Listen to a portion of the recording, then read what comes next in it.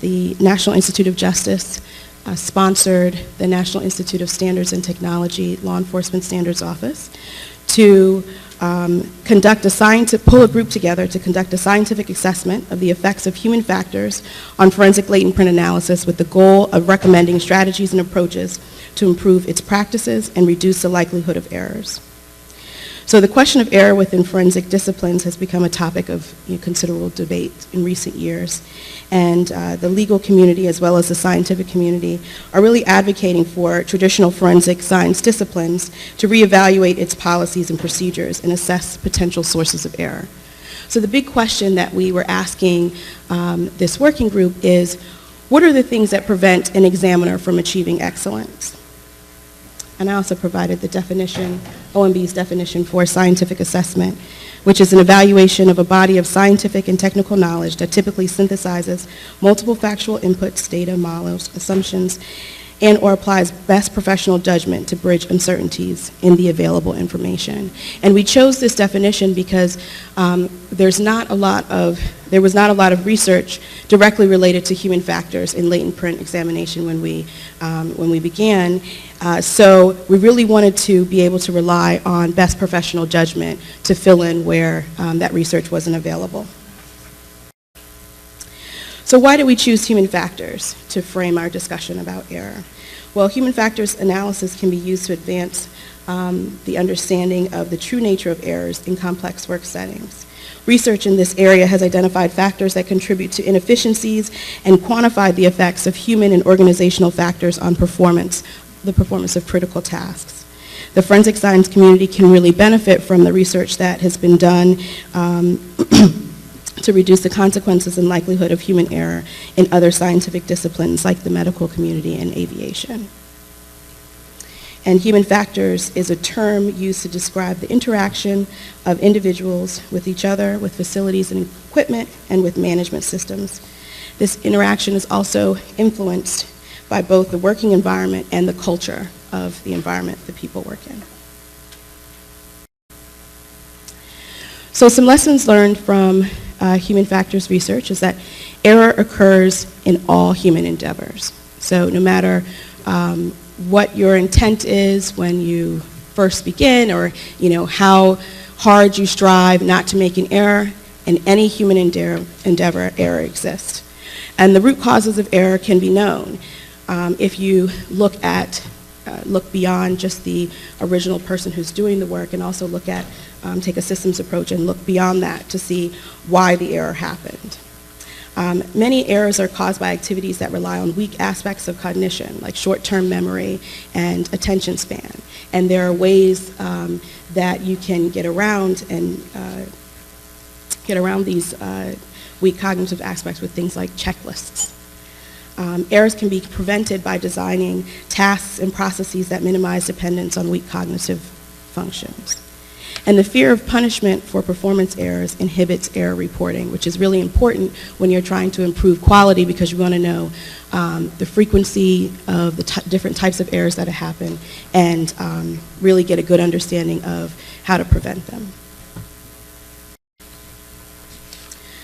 So as I said before, the working group, through a consensus process, really took the time to take the lessons learned from the human factors community and set out to evaluate how human factors affect current practices within the latent print community. The working group was able to reach substantial agreement on many issues, not just limited to the formal recommendations, but on some significant matters, as you can probably imagine, given the size of the group and the diversity of the group. There were some areas where consensus couldn't be reached, and the final report of the working group also spells out those areas as well. So just to give you an idea of where this working group has been and what we have left to do, we started in about 2008 with the project plan initiation. It was submitted to NIJ for funding, and they funded it, and the first meeting was in December of 2008. And we spent the first few meetings really developing a baseline knowledge for this multidisciplinary group, because not everyone was familiar with human factors, not everyone was familiar with latent print examination. So we took a lot of time doing workshops, bringing in presenters from different fields to make sure that everyone had a clear understanding of what they were being asked to do. Currently, the draft report is being circulated for external review and will be released later this summer. And so the draft report provides recommendations related to work environment, management, quality assurance and quality control, testimony and reporting, interpretation, training and education issues, as well as technology issues. It also provides a descriptive process map.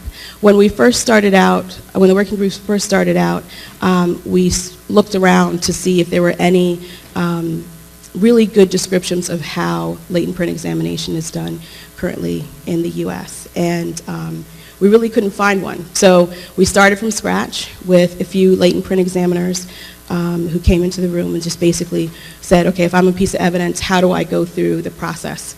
What's the process that someone uses in order to make a decision? And we came up with a really good product, I think, that will provide people who don't have a background in latent print examination a good idea of what goes on. And one of the speakers this afternoon, Melissa Gish, this morning, will give you a presentation on that process map. So one of the things that the working group discussed was bias. And as you know, bias can be a very loaded term. Some people speak of personal bias, racial bias, gender bias, cultural bias, media bias, political bias, and so on. But this is not the type of bias in which the working group was concerned about. Mainly, we were concerned about cognitive bias, which is far more subtle and usually is unknown to the observer. But the working groups also looked at two other types of bias, which is legal bias and statistical bias. In law, bias refers to a witness partiality toward one party or against another party as a result of financial, emotional, or other interests or attitudes. In statistics, bias refers to the extent to which an average statistic departs from the parameter it is estimating, or the extent to which measurement on individual units systematically depart from true values. In psychology, which will be the focus of our next presentation, cognitive bias is a general term for many observer effects in the human mind, some of which can lead to perceptual distortion, inaccurate judgment, or illogical interpretation. I'm sorry, I switched to my... So like bias, the word error has a multitude of possible meanings. In the medical domain and other domains, they use various terms for error. But for the purposes of the working group, we really focus on two types of error, which is procedural and outcome error. So the procedural error refers to departures from prescribed procedures or protocols. Outcome errors, in contrast with procedural errors. It is closer but not identical to an adverse event in fields such as aviation and medicine. And you could imagine in aviation, it's a plane crash. In medicine, it might be that someone dies. But just as procedural errors do not necessarily lead to erroneous outcomes, they nevertheless, are important because they may have implications on improving training. So we need to track both procedural and outcome errors. And our next presentation will be from Dr. Bam Davis, and she'll be providing a more in-depth presentation on human factors, specifically on contextual influences on decision-making. Context or contextual influences result from the way in which we process information. There's nothing magic, there's nothing unusual about the fact that context influences us. It's part of the way that we process the information that's around us. And we know this based on lots and lots of psychological research. That typically helps us, okay? In that second case, we were able to interpret the word. But it doesn't always help. Sometimes it leads to misunderstandings. Let me give you an example drawn from an alien domain to most of you probably, which is aviation. Let's say that you're a pilot and you've been given directions to descend from 20,000 feet to 10,000 feet by this particular point in space. Further imagine that the pilot wants to do this in the most fuel-efficient manner. It turns out there is a mode in the aircraft called VNAV for vertical navigation, and that allows you to, it computes actually for you the most fuel-efficient path. What it then does is it displays when you should start down and the path you should follow in order to get down in the most fuel-efficient path. Now, most advanced aircraft will in fact start you down at the top of descent point. That is, the equipment knows that that's where you are, and it just starts to bring the aircraft down because you selected vertical navigation. However, in less equipped aircraft, it gives you the guidance, but it doesn't start you down. You actually have to tell the plane to descend when you hit that point of top of descent.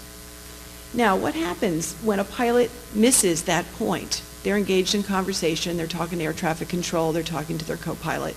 They fly past the top of descent point. Well, the vertical guidance goes away. Why does it go away? The aircraft is smart enough to know I can't get down anymore in the most fuel-efficient manner. In fact, the only way I can get down now is to use some other mode, which is a steeper descent, not as fuel-efficient. So the aircraft understands that this is what has to happen. But the pilots don't understand why all their vertical navigation went away. They're looking at the plane, and it's giving them the information. They look somewhere else, and they look back, and it's gone. And much to my surprise, they really don't understand why it goes away, because when they're trained by procedures. Do this, do this, do this. They're not ever told that the system is smart enough to know when it can't achieve what they've asked it to do.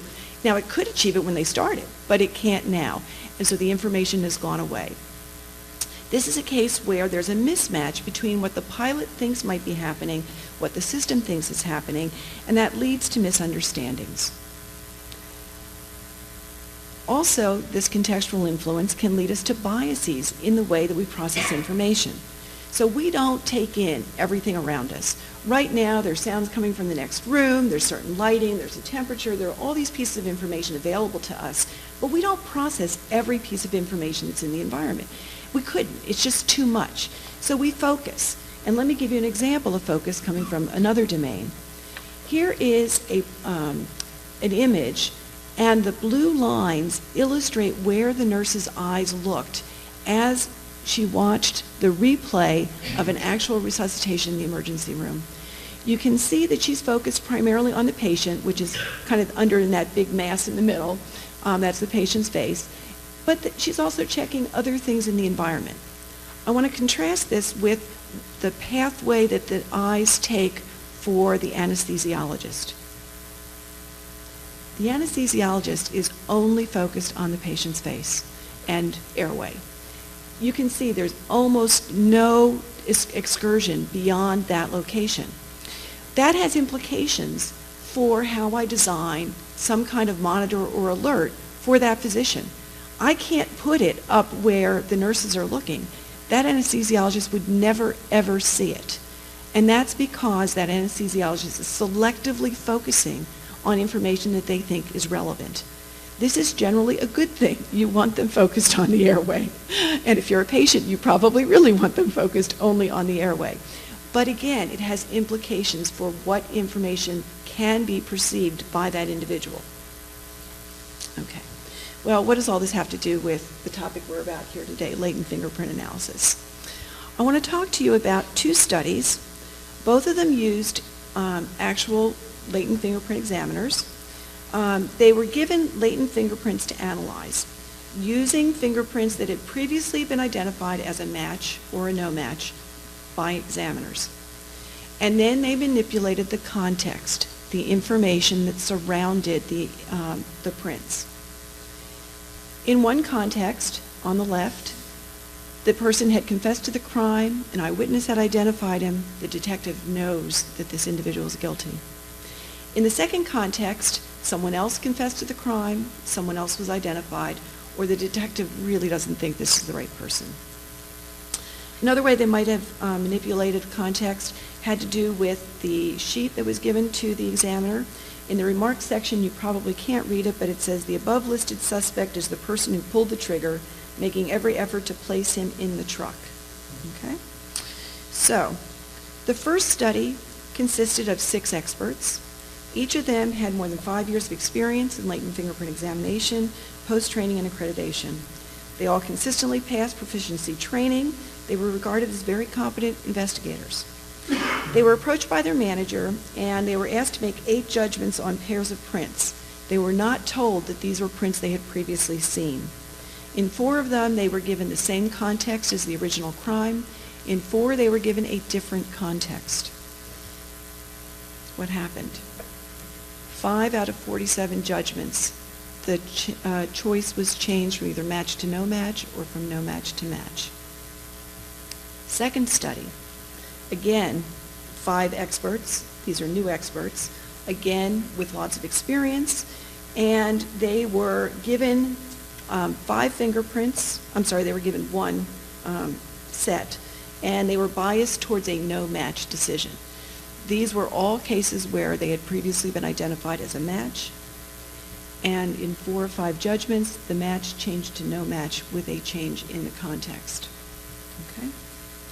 So, context, or lack thereof, can lead to misunderstanding of the system, can lead to bias, and again, it's really important, Melissa said this to begin with, bias is not intentional. We are not talking about having some prejudice in your mind. This is without awareness. It's not an ethical issue, and knowing that these things happen does not make it go away. We are influenced by contextual information in terms of both our perception and in decision making. So we can maybe take that information and apply it to understand how we might improve performance in the specific domains that we're interested in. And I want to talk a little bit both about human factors and then how it's been applied in some other domains so that we can talk about implications that it might have for latent fingerprint examination. So as Melissa said, human factors takes what we know about our processing limitations or the ways in which we process information and applies it to the design and or training to improve safety or effectiveness of performance. More formally, as she said, it's the study of performance capabilities, limitations, and other characteristics that get applied to systems that we work with. And it's also important to point out that it's a science. It's not just kind of what I thought might work. It's based on lots and lots of experimentation and lots of research. I'd like to give you some examples of changes that have been made in 2 other domains and then think about the implications that might have for latent fingerprint analysis. So I'll go back to my aviation example. One of the things that's being changed now after 20 plus years of experience with autopilots, that is those systems that help you fly the plane and descend from one altitude to another, is they've changed the displays. They've now recognized that the display itself is not providing sufficient information to the pilot for them to understand what the system is doing. So they are physically changing devices. However, there are still lots of existing devices out there. It's very expensive to retrofit aircraft, so we will have those old systems on board for quite some time. So the other thing that's changing is training. We're developing training that explains those key features of the system and the places where we see fall through on the part of the pilots, places where they don't understand what's going on. Another lesson learned from human factors is to develop procedures that encapsulate the best practices. A lot of times pilots are taught, again, by procedures and given what the instructor pilot thinks is a good thing to do. They haven't necessarily always gone out to find out what's the best way to do this. And so they have been working over the last 20, 30 years to encapsulate those best practices, put them into procedures, and I will note, as again Melissa said, errors still occur. Errors occur in every domain. But the consequential errors, the ones that lead to negative consequences, have been reduced by following these procedures because they have catch points in them. They help you figure out where you might have made a mistake.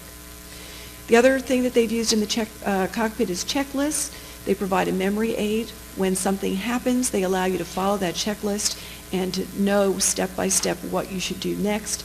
And I've heard both Sullenberger and his co-pilot, Jeff Skiles, talk about the Hudson River incident. They followed their checklists. Those checklists helped them land that plane safely, even though it wasn't intended to land in the river initially. It was the safest thing they could have done under the circumstances, following checklists. In medicine, changing domains, I want to talk about a place where design made a difference. There was a heart valve, and the heart valve was to be implanted in an individual, and they provided it to the physician in a customized container with a cotton spacer between two pieces that couldn't touch, so that they didn't, if they had touched before they were implanted, it would cause problems. So they packaged it with a cotton spacer. Unfortunately, there were a number of cases where the physician forgot to remove the cotton spacer from the patient after they implanted the device, which led to massive clots associated with residue from the cotton. What did they do? They could have just told the physicians, hey guys, pay attention, take the cotton spacer out. But remember, humans are subject to error. This is a high risk, high casualty environment. Better is what they did was a new design. They packaged it in basically a plastic bubble wrap so that the pieces were kept apart in the container by the plastic. When you lifted it out, there was no residue that could be placed into the patient. So they took away the opportunity for that error to occur. So by changing the design, we've reduced human error. Yes, it was a human who actually left that in there, but there were so many things going on. It's pointless to point the finger. It makes more sense to design out the opportunity to make the mistake. Now, one of the things that's critical, though, in all of these domains, and has been a critical piece of their infrastructure, is to be able to identify the errors that are being made. If you don't know what errors are happening, you have no hope of knowing what needs to be changed. And it's difficult, as, again, Melissa said, there are fears of reprisal. If I report that I made a mistake, I'm going to lose my job, or I'm going to be demoted, or something's going to happen. But they have addressed this in both the aviation and medical domains. An aviation safety reporting system exists in aviation, and in the medical domain, there's the Medical Product Safety Network. Let me tell you a little bit about each of them. ASRS receives, processes, and analyzes voluntarily submitted reports of safety violations with the objective of improving safety. And I should note that it is voluntary, although there are a few things that are mandatory to be reported. This was developed in the mid-'70s, and through December of 2009, they had close to 900,000 reports of safety violations. They created from those 5,000 safety alerts. They went out to pilots, airlines everywhere, warning them about things that might happen based on things that almost happened. And over 60 research studies have been done. MedSun is newer. It started only in 2002. And their goal is to identify, understand, and solve problems associated with using medical devices. So far, they have roughly 350 participating healthcare facilities, mostly hospitals at this point, but they have also issued reports, newsletters, educational materials when they see problems that are building. So both of these systems have been quite effective. However, it's important to note they have a few key characteristics that have allowed them to be successful. A, they are voluntary. B, they're confidential, and 3, they are non-punitive. So let me talk about each of those. Although some reporting categories are mandatory, if there is a crash, you do need to report it. In MedSun, if there's a death, you do need to report it. However, there are lots of things that come close. Almost crashed. Saw that plane out my window. Almost left something in the patient, but did this and found, that I was able to recover that piece of appliance from the patient. So it's important to focus on those non-mandatory incidents. You don't want to wait until something actually happens, because it turns out that a lot of times things almost happen to a lot of people, and then it happens to the next one. So you want to know about the things that are leading people to making mistakes. Second, it's important that it be confidential. People are worried about their jobs. They are worried about things happening. So it's important that the identity of the reporter not be connected to the report. In ASRS, the first thing that happens with a report is it goes to a legal analyst who looks at the report to determine that it's not a negligent action. If, in fact, something's reported that is negligence, then you are not covered. However, for all other cases, they go on or then stripped of their identity and go into the system. Okay? And it's important to understand, if I'm flying on an aircraft and I'm a passenger and I see a violation, I can report that. And if the pilot hasn't also reported it, then they can get in trouble. So pilots are incentivized to report before someone else on the flight deck or someone else in the aircraft reports it. In MedSun, it goes to an analytic team. They actually do know for a short period of time who made the report so that they can actually improve the quality of the report or clarify things that are not clear. As soon as they've gotten past that point, again, they strip out all the identifying information.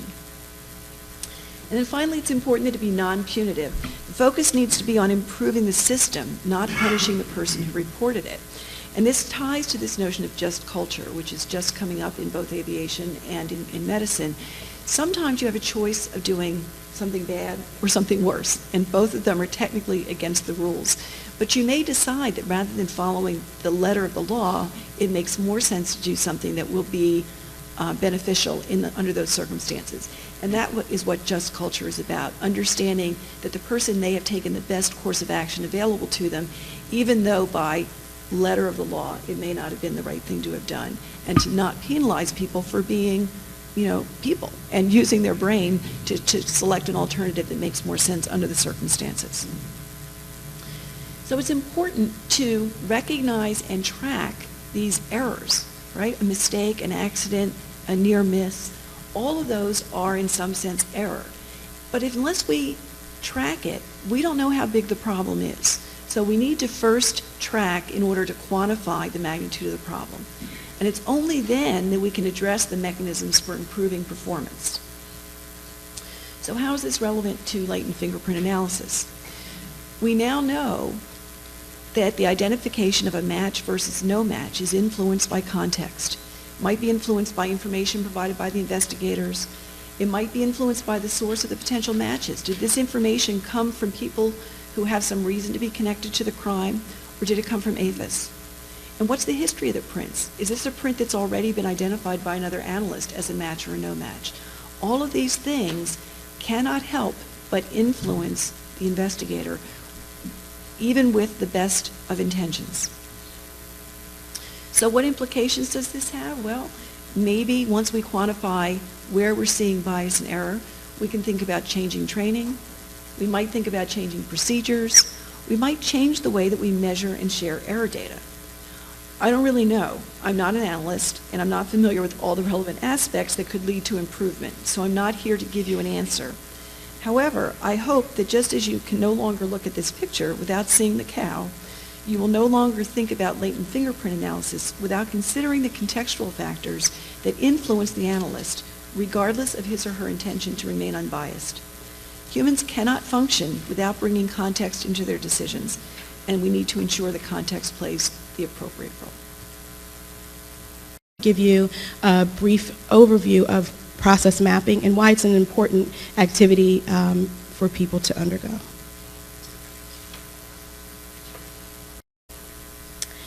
So why is it important to document a process? Well, understanding the steps in a process, their order and dependencies, who's responsible, how long they take, and other key pieces of information helps an organization raise the visibility of process issues.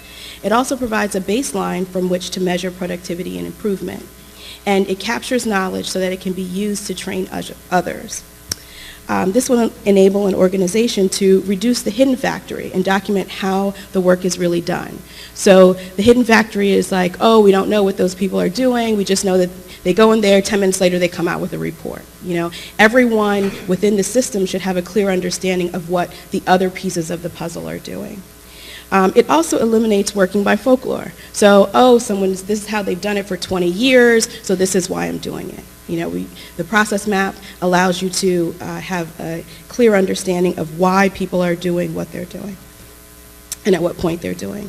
And it also helps to make a cultural shift from looking at just focusing on who made the error and changing that to changing the question to what allowed the error to occur. So when you're looking at the system view, you can look through and say, okay, maybe it's not this individual person, but the fact that it takes them 3 days to get information from someone else could be leading to that error happening.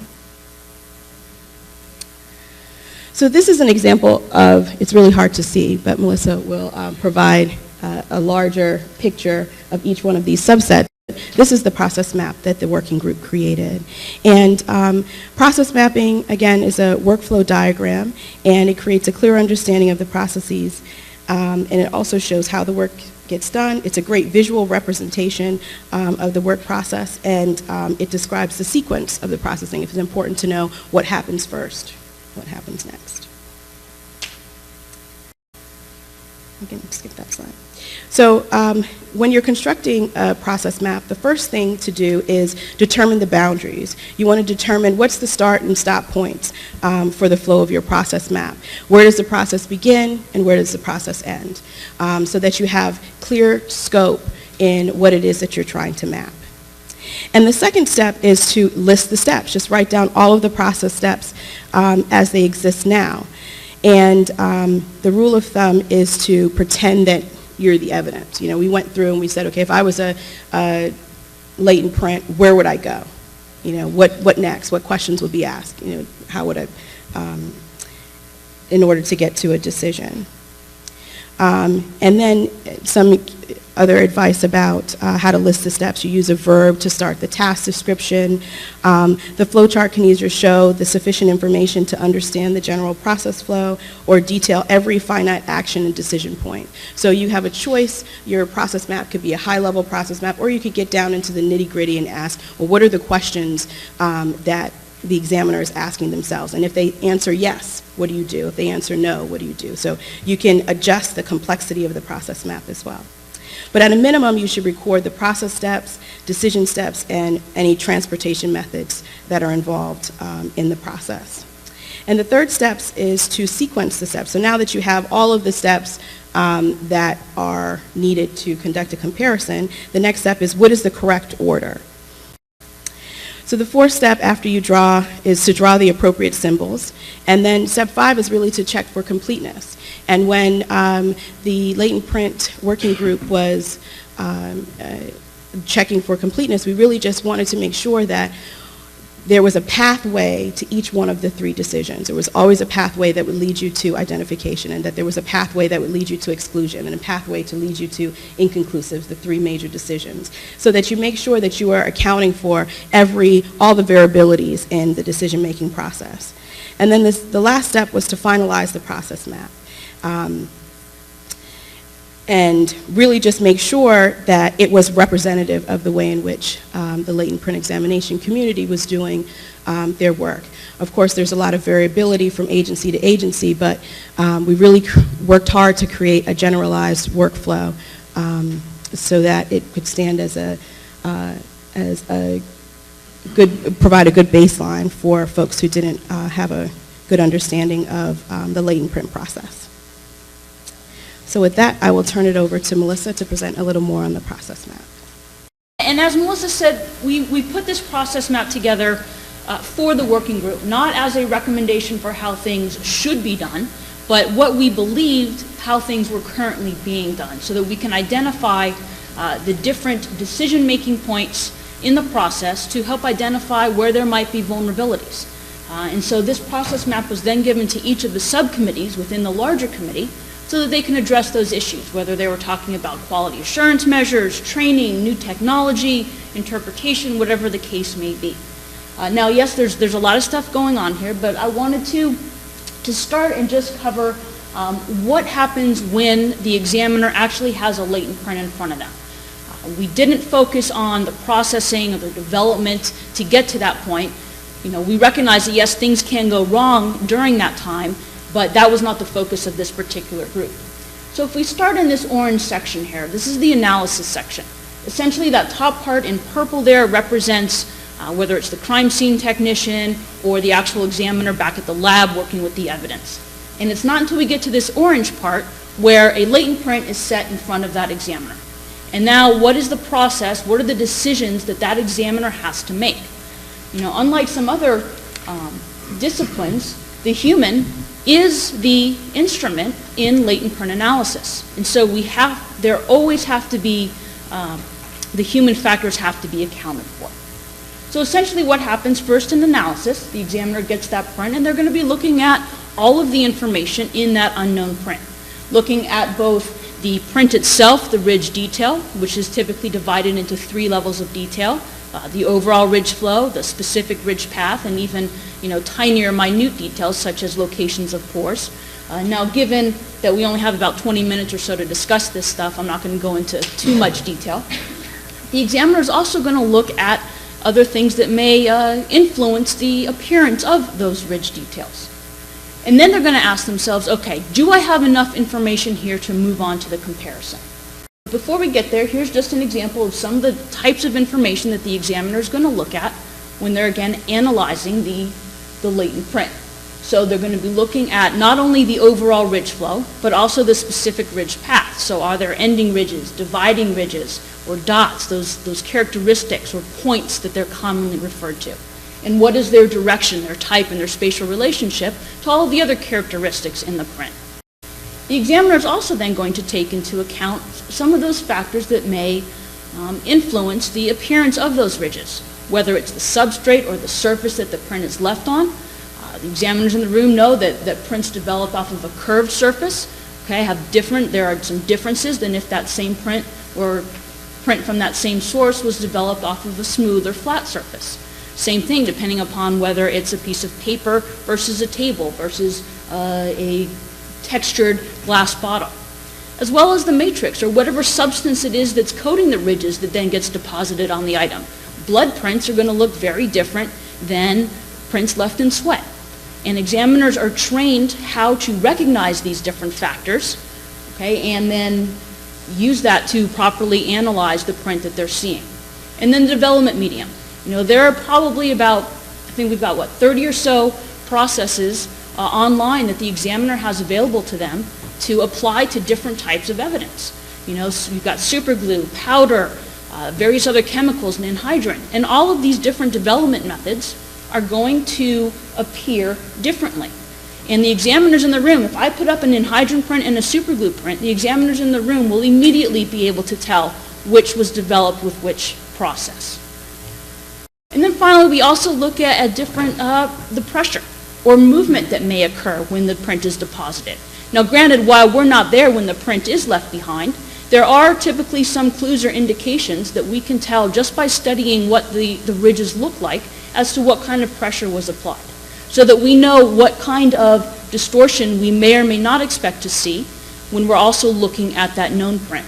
And the examiners in the room know that these 4 prints were taken from the same source, even though from afar they look like very different prints. It was actually just the same finger left 4 subsequent times with different varying pressures. Okay, so during the analysis, the examiner is taking all of those factors into account and looking at the latent first and then the known. And it's typically at this point that the examiner is then going to decide, do I have enough information here? Is it of sufficient quality and quantity? Do I have enough reliable information for me to move on and conduct a comparison? If the answer is yes, then the examiner will move on and look at the known print as well. Okay, so then they're going to do a similar but separate analysis of the known print as well. 10 print card. If you guys work in the government or have ever worked with kids, you probably have this taken of your own fingerprints. And we're going to do a very quick analysis here. Was the 10 print card recorded in ink? Or was it done digitally with one of the live scan systems available to a lot of police departments? Were all 10 fingers properly recorded? Is there smudging? And so on. Granted, this probably takes maybe 5-10 seconds, but we're still doing an analysis of the known prints as well. And so as you can see, based on this chart, that orange section, that's the largest section. In fact, it's probably just as big, if not bigger, than the comparison and evaluation stages put together. And so because so much information is gathered during this phase, this is one of the critical phases of the comparison process. And so some of the recommendations being considered by the working group, and I think this is the first time we've ever discussed even where the working group is headed, and again, it's not final, so these are just being considered, okay, are recommendations dealing with documentation to make this part of the process, this analysis process, more transparent, so that another qualified examiner can assess both the accuracy and validity of the primary examiner's conclusion. In addition, the working group is considering recommending more research into developing analysis metrics. Now, there has been some research trying to quantify or allow us to measure the quality of a print. But to my knowledge, I'm not aware of any of these things actually being put into practice just yet, actually being applied to casework. Okay, so there is research being done, but we certainly would like more so that we can take out some of that subjectiveness, some of that human element out of that process and allow us to put a number or quantify that. Okay, so after then the examiner does this analysis of both the latent and the known print, they're going to move into the comparison and evaluation stages. Now just quickly to go over this section here. Okay, so a comparison, the first thing the examiner is going to do is they're going to actually try and exclude the prints. Many prints that we look at can be excluded based on level 1 detail, and by level 1 detail I mean the overall ridge flow or the general pattern type. And so if we look at our latent print here, I know it's probably difficult if you can see that green outline. That's outlining just the general ridge flow of the print. It kind of flows in a circular type manner with some ridges pointing off down to the left there. Now if we then pull up an enlargement of the right thumb or the finger in the number 1 block of the fingerprint card, we can see that while those ridges also flow in a circular type manner, it's actually still quite a different overall ridge flow or pattern than the latent print. So an examiner, when asking themselves, do I have a sufficient amount of information here at level 1 to move on to the evaluation and say that these two prints came from different sources, they would be able to answer yes. In fact, there is a sufficient amount of information that disagrees here that I would be able to reach an exclusion decision. And this actually happens quite frequently and quite quickly in a number of comparisons. So then the examiner would move on and look at the next print on the card. In this case, if we enlarge the number 2 or the right index finger on the known card, we see that overall ridge flow, it's similar. While I couldn't make an identification at this point, I certainly can't exclude at this point either. And so I would have to then move on and look at additional ridge detail. So the process map then tells me that I have to look for a target group that exists within tolerance. A target group just being a cluster of ridge details that's easy for the examiner to recognize that they're going to use to compare to see if it's in the known print. And within tolerance means because every latent print is distorted in some manner, because the skin is pliable, every impression, even from the same finger, is going to appear slightly differently. So when we say if that's within tolerance, it means is it within an acceptable amount of movement or change that we would expect to see based on the pliability of the skin or the development method and so on. And so then looking at that, and it doesn't matter where in the print I start, as long as I start in an area where the comparable area is present in the known print as well, that I would then look to see if I could find this target group in the latent print and subsequently then in the known. And if I do find it, then I would continue comparing ridges in sequence to determine if there is a sufficient amount of information either in agreement or disagreement for me to reach a conclusion. Now I just put these up, obviously it's going to take a little bit longer for the actual examiner doing the process, okay, but they're going to be looking at all of that information that's there. And in this case, I think we can conclude that yes, there's a sufficient amount of information in agreement that an examiner would reach an identification decision. Okay, so that's comparison and evaluation. They kind of go hand in hand. The comparison is essentially doing the side-by-side observation of the two prints after having gathered all that information during analysis, and the evaluation part of the step being where the examiner says, okay, do I have enough information here that disagrees so that I would reach an exclusion? Do I have enough information here where it agrees, thereby I would reach an identification decision? Or do I have not enough to go either way, in which case I would have to reach an inconclusive decision? Now, some of the recommendations being considered in dealing with these overall conclusions deal specifically with individualization, and this is probably one of it's a hot topic in the field these days. It's certainly something that is being considered very strongly. But one of the recommendations is to do away with the individualization decision. Okay, so one of the recommendations is going to say that examiners should refrain, or is being considered, examiners should refrain from making a source attribution to the exclusion of all other individuals in the world. Okay, or at least saying that as an absolute scientific fact. And, it's one of those things where the working group is considering, what basis do examiners have for making this type of conclusion? What empirical data is out there, what other studies have been done, and that sort of thing, looking to see whether or not an examiner can reach this conclusion. Other considerations along these same lines is that examiners really need to have more training in probability theory. It wasn't until recently that I realized that, I'm essentially doing subjective probabilities in my head when I'm looking at these latent prints and reaching a conclusion. You don't have to have numbers assigned to be able to work with probabilities. And so there needs to be a significant amount of training in the latent print discipline for latent print examiners in order to understand a lot of these probabilistic concepts. So that's some of the considerations, when it comes to the ultimate conclusion that are being done. Now, after an examiner goes through their own independent analysis, comparison, and evaluation, the prints would then be given to another examiner for the verification part of the process. Typically in the field, all identification decisions are verified, and exclusion and inconclusive decisions may be verified. That's currently an agency-to-agency policy.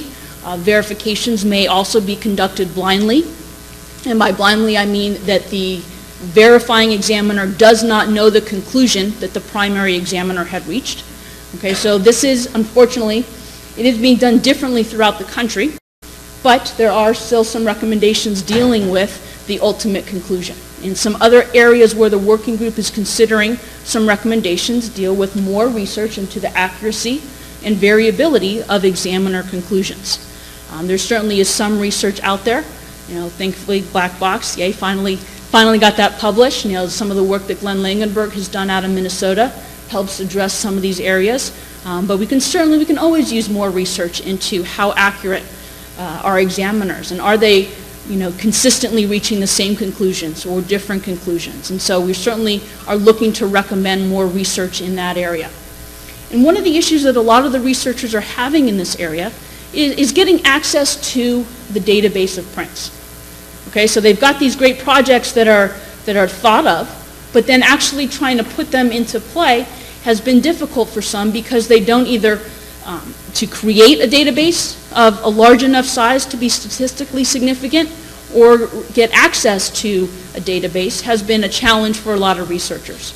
And so it's very probable that one of the recommendations from the working group is going to be for either the development of or access to some of these larger databases so that this very important research can be conducted.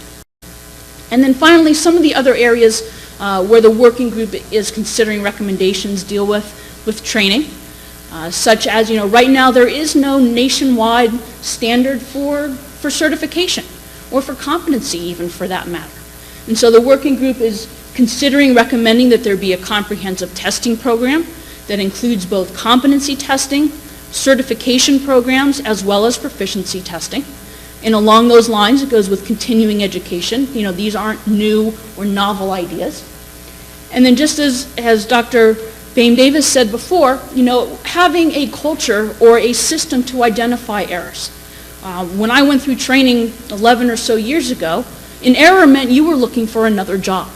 And in order to change that, we need to change the culture surrounding what happens if there is a fingerprint error. And so we need both systems to identify errors, to figure out the cause, not to point fingers and assign blame to somebody, but to figure out, okay, what maybe went wrong in the process? Where can we improve the overall process or system so that we can prevent these vulnerabilities from occurring again in the future? And along with that, we also then need that change in culture. And I personally am seeing a change in the culture when it comes to talking about error, but it's been a slow process.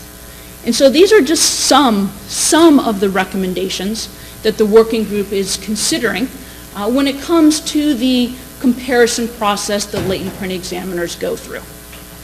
Okay, and again, that was just a quick highlight of the ACE-V process, comparisons and so on. So, we have questions. Thank you. So now we'll open the floor up for questions. So you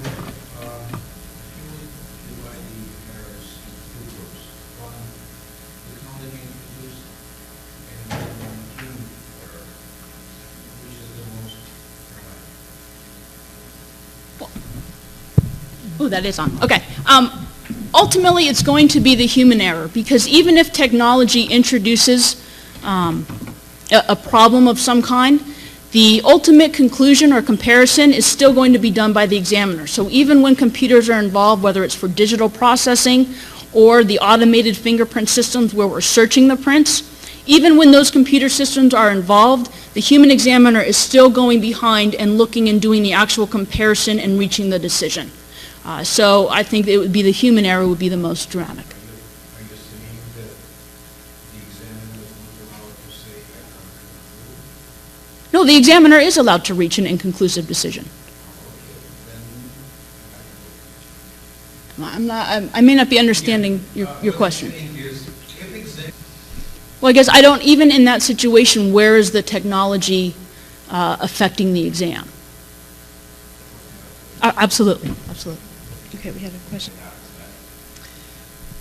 So there's a part of me that doesn't know the answer because I'm not working in this domain.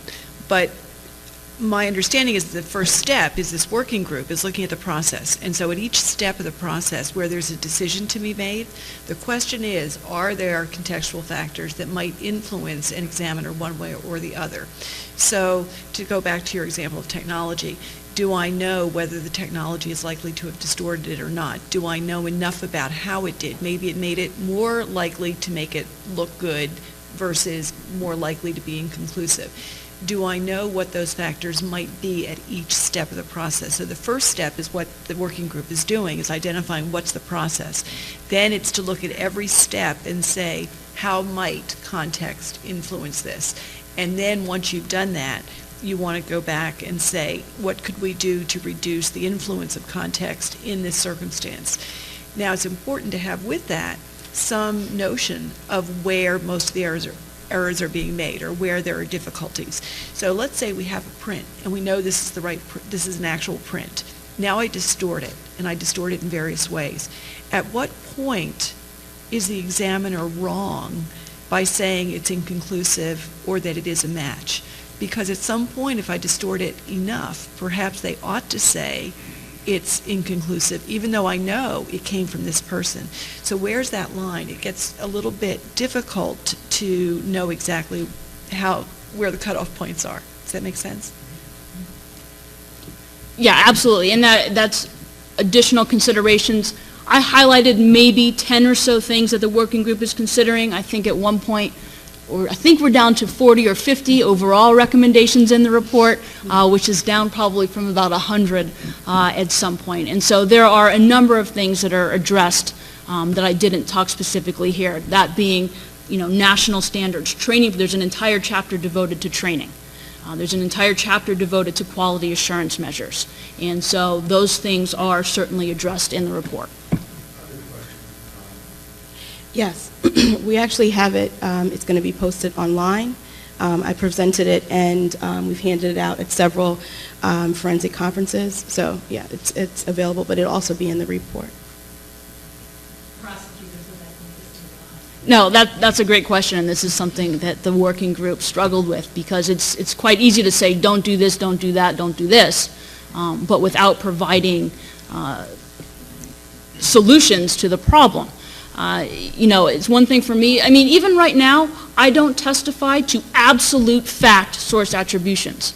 I say, it's my opinion based on everything I know about fingerprints, and I can discuss that and so on, that I wouldn't expect to see this arrangement repeated in another source somewhere out there. I cannot rule it out. I haven't compared all the prints that are or that ever will exist, but based on everything I know, I wouldn't expect to see it. And even just by changing that subtle language, okay, it takes out that it is this person to the exclusion of all others that have ever existed in the universe.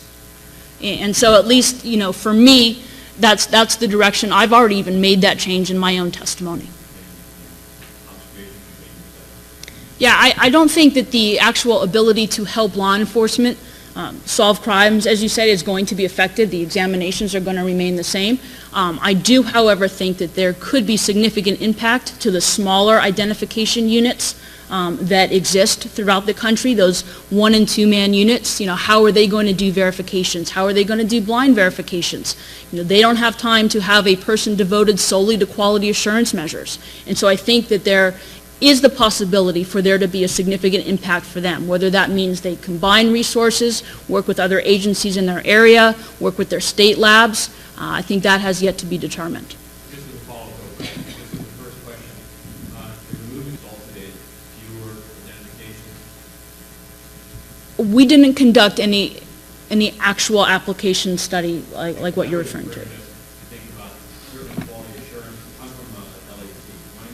Yeah, I think I understand your clarification. And that's one of the things that the working group did consider.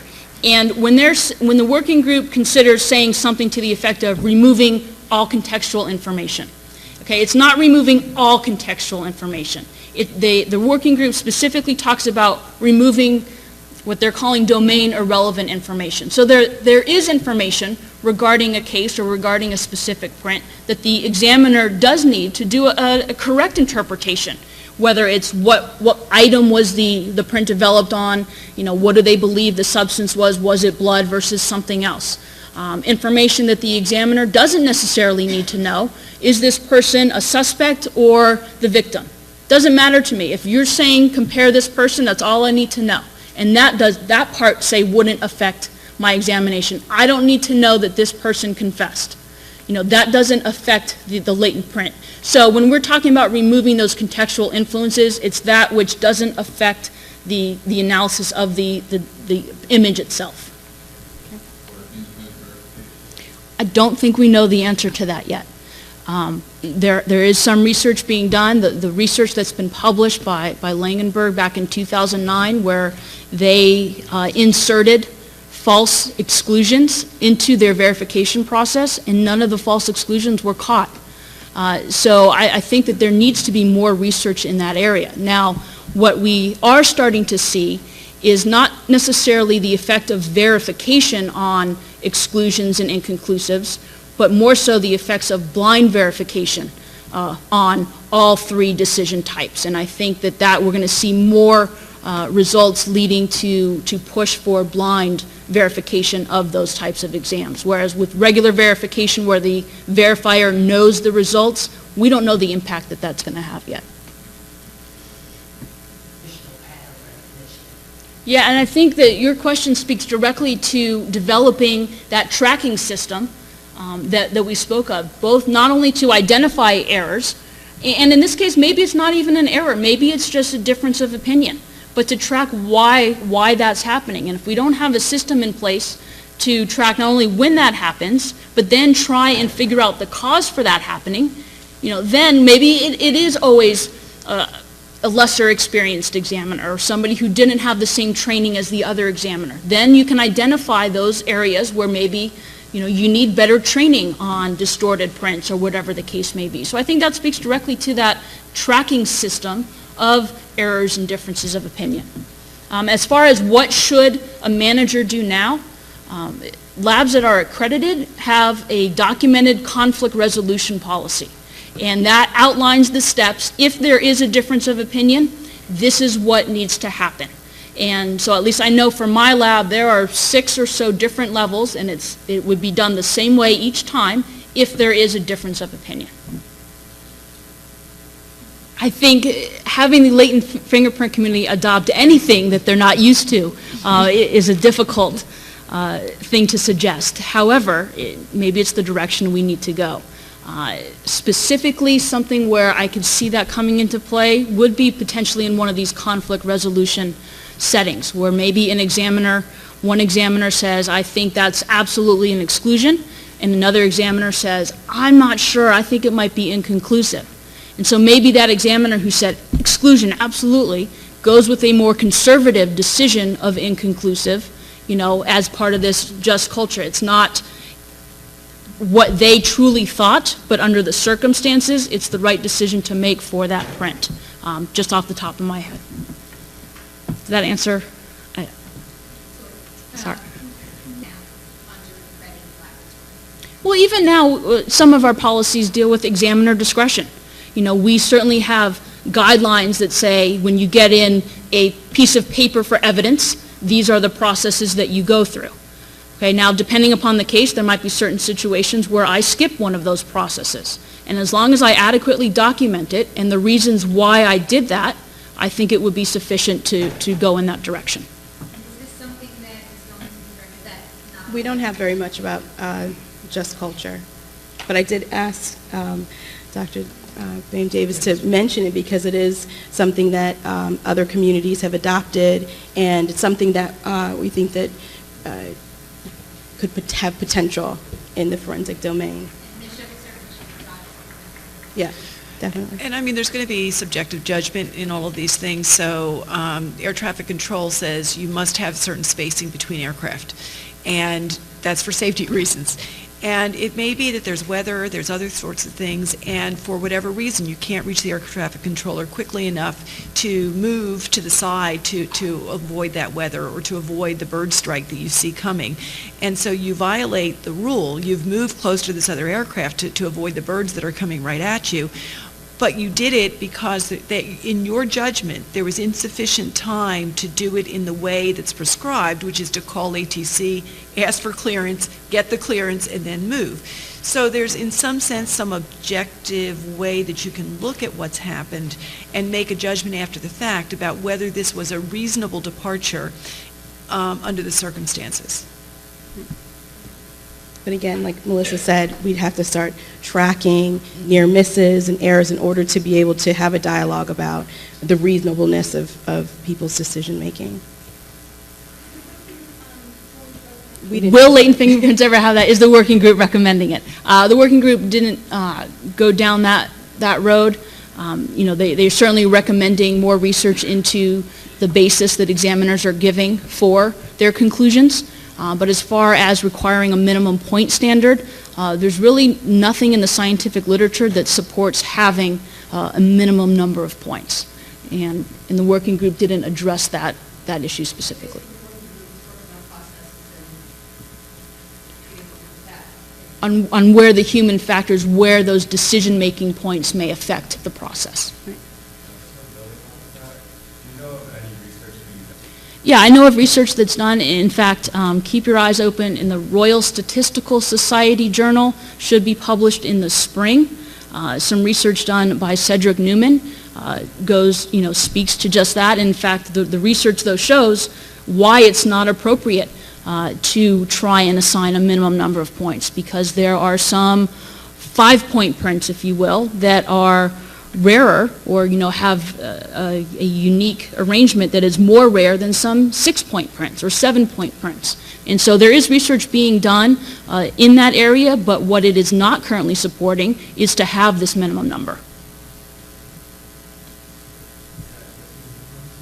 Well, that's what the examiner, when they are looking at a print, they are assessing both the quality and quantity of information. And part of the quality of that information, not just how many points do I have, but essentially the examiner has to assess, would I expect to see this arrangement repeated in another source? And it's only when the examiner can answer no, with this amount of information, I think this is so rare as to only come from this one source, that they reach the identification. So the examiner is assessing the rarity or the selectivity of the features that they're seeing. Yes. Right. Any other questions? Okay. Well, thank you for attending, and we'll be up here for a few more minutes if you have any questions for us.